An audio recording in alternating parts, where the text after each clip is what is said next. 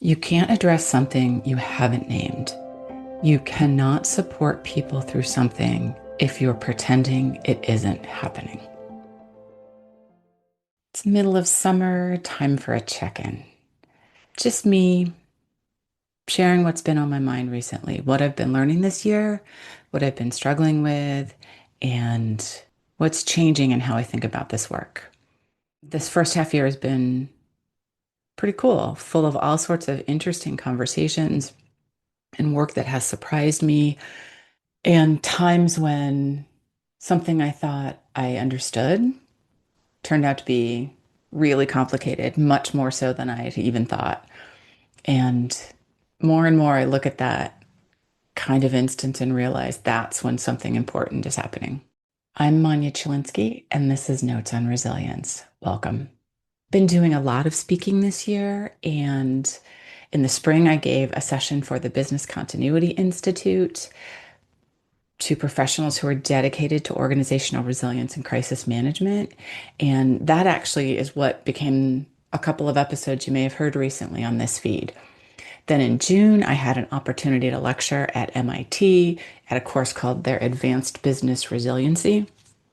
They were senior practitioners at major organizations across the globe, finance, retail, security. They've been doing this work for years, and it was a real honor to share my story with them and hear some of their experiences. And what I keep finding when I'm talking to groups like this is the same gap. People who are genuinely excellent at the operational side of resilience, right? They have the crisis management plan, they've tested it, they've done the tabletop exercises, they know what to do when the systems go down, their facility becomes inaccessible, or the supply chain breaks. That part is really well covered. And that's not the problem necessarily. The human side is the problem. Now, a lot of people absolutely think about the human side, but when people are scared or grieving or running on adrenaline, or they're trying to hold it together for their teams while inside they're falling apart, if these are the people who are executing the plan, you really have to think about, how do we deal with the people side, right? Lots of leaders know what the plan says. They've probably been a part of the exercises, but often we don't know what to say to a person who's not okay. A lot of people haven't had any training for that kind of thing. One of the stories I heard has really stayed with me. So this person's organization is in LA, and they dealt with the wildfires. And they described what the leader in their organization did afterward. And by all accounts, this leader was well-intentioned and was genuinely trying. He set up support programs, made resources available, basically did all of the things that a checklist would say to do in a situation like this. And then he moved on. He had a business to run, still had to do business, even though this other thing was happening and had happened. And the programs were in place. The supports he had created were in place. And when he asked people how they were doing, they would say, fine. And he took that at face value. Here's something though. I'm fine is often not real information. It's almost a reflex for a lot of us. It's what we say when we're not sure it's safe to say anything else. And it's also what we say just as a dismissive acknowledgement. You spoke to me, I'm answering you. And in an organizational setting, it might be what people say when they feel like the organization is ready to move on, or the leader they're talking to is ready to move on. And they don't want to be the one person holding it back, or the one person who is saying that they aren't okay. And I think it's because leaders sometimes don't know how to read that silence. And we want things to go back to normal. So we act like things are back to normal. And maybe nobody ever taught him that someone saying, I'm fine after experiencing a traumatic event, that's not really an answer. That's a placeholder for the most part. And so the plan. And if you don't have the people side in the plan, that's the culture that surrounds the plan. And that starts long before any kind of crisis happens, whether people feel safe to share information with you, whether you're transparent with what's happening. And I've spent so many years thinking about this gap from the inside, from the side of someone who wasn't okay and really struggled to share that with the institutions that I was dealing with. And the more I talk to people in rooms like these, the more I know it's not a problem just in the crisis management realm. It's a leadership issue. It's an issue with the culture of the organization. And it has a real cost in retention because people leave if they're feeling unsupported, if they're struggling and management isn't supporting them. You can lose trust. People might not be as productive. There may be presenteeism, absenteeism. And those conversations I've been having have really been shaping the framework that I'm working on now. Something else has been on my mind this year due to some conversations that I've had. And I want to be careful about this because this is really close to something real that's happening to several organizations right now, and I want to honor that. So, when something truly traumatic happens in an organization, like a human trauma, not something like a system outage or project that goes sideways, those can be challenges too. I'm thinking here of a human trauma, something that seems like it changes the air in the room. It's so big or destructive or upsetting. And it alters people. It changes people in ways that we might not even fully understand. From my own experience, I can tell you, I definitely didn't understand what was going on with me early on, right? My own experience at the Boston Marathon bombing. And so many conversations I've been in this year with organizations who are dealing with this kind of moment, not a literal bombing, but in some cases pretty close. And teams are trying to hold together after something that just shook them to their core. Leaders are trying to help, sometimes have a roadmap, sometimes don't have a roadmap. And people are struggling in ways that aren't always visible. In fact, can rarely be visible. And one of the things I keep coming back to is how hard it can be to ask for help. We often want to look like we have it together, depending on the audience or the people that we're with. We don't feel comfortable sharing what's happening. So we have to look like we're okay. And we do say that answer, I'm fine.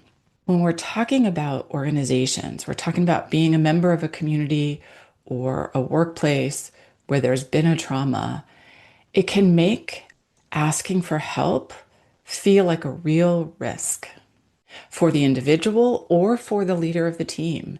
Like admitting that the team or someone on the team isn't okay. For some people, that feels like you're admitting failure, right? And asking for outside support is making yourself vulnerable.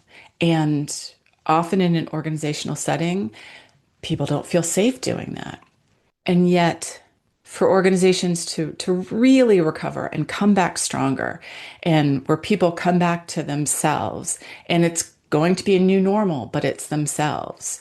And those are always, almost always, the organizations that talk about what happened. They named what was happening. They said it out loud. And they said things like, yeah, this is hard. We're not okay. Here's what we're going to do about it. Here's the kind of support we have. We take this seriously. That naming it, that admitting there's an issue is the beginning. It's not the full solution. It is a great start and it's necessary for the solution, right?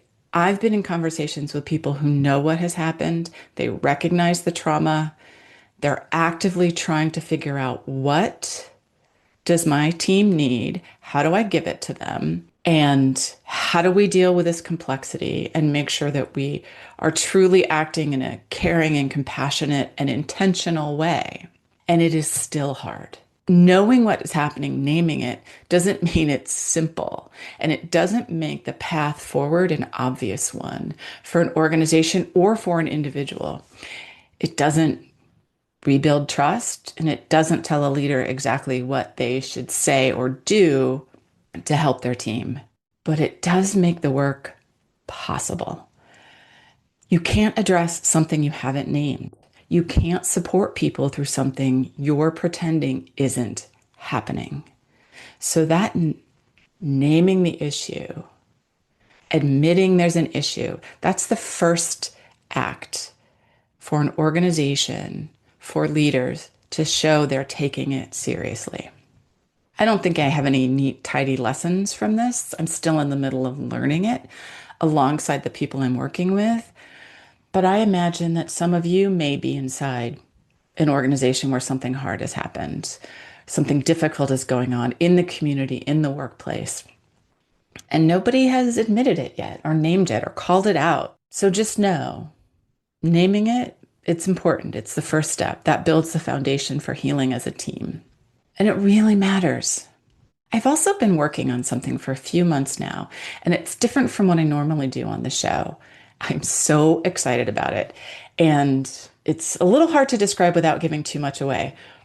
But I'll tell you, it's a scripted audio series, long form, reported narrative, and they're going to go somewhere this podcast doesn't usually go. So we're going to go into the lives of people who have survived something catastrophic, some sort of trauma. And they have taken what they learned from that experience and built something with it. Something that has changed how institutions work, or how we understand trauma, or how communities recover. This isn't something all survivors can do or need to do, and that's fine. But I've been asking myself this question for a long time. Does living through something terrible give you a kind of knowledge that people who haven't been through something like this simply don't have? And if it does give you that knowledge, what do our organizations, our institutions, our systems do with that knowledge? Do we even know that it exists? And do you know how to ask for it? A few weeks ago, I recorded the first interview for the series with someone whose work is right at the intersection, a researcher who has spent decades studying trauma, its effect on the body and the mind, and what it takes to actually recover. And her own experience of trauma is what sent her in that direction in the first place. It was such a remarkable conversation, and it went to a few places I didn't expect. And I've really been thinking about our interview as it relates to my overarching question about what survivors do with that knowledge. Not ready to share more than that just yet, but I will say if this kind of storytelling about what survivorship produces for the world around them, not just the individual, is interesting to you, please stay close. It's going to be worth the wait. So that's where I am at the midpoint of this year, more convinced than ever that the gap between what organizations offer people and what people actually need is real and significant. And it is something we can actually do something about. I'm more curious than ever about the knowledge that lives inside people who've been through something hard and what it would mean if we took that seriously.